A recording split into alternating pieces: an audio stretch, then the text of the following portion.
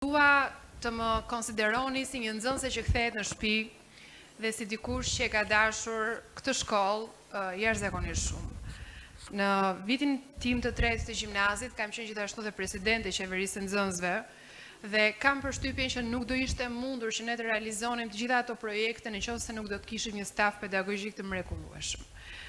Siç e thash edhe më përpara, shkolla nuk është vetëm godina, nuk janë vetëm muret, nuk janë vetëm klasat, po janë njerëzit, është energjia, është shpirti që përcillet aty,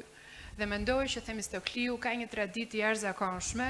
të përcjelljes së shpirtit, kreativitetit, vizionit dhe dëshirës për të përqafuar të bukurën dhe të mirën. E pash sot me shumë kënaqësi në fakt që e njëjta energji dhe e njëjti shpirt që Themistokliu ka patur kur unë kam qenë nxënëse kësaj shkolle, jetonte aty,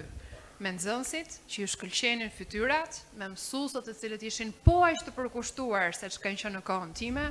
dhe patjetër me projektet e mrekullueshme, me laboratorin, me gjithçka që ishte zhvilluar në shkollë.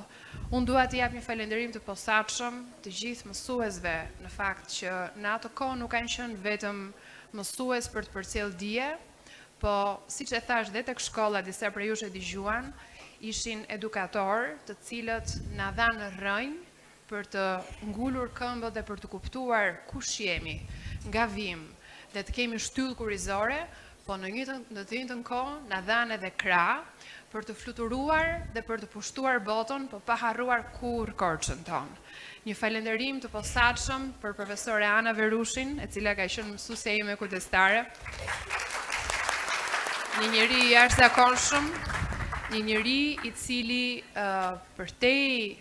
pjesës pedagogjike na ka mbështetur dhe ka bërë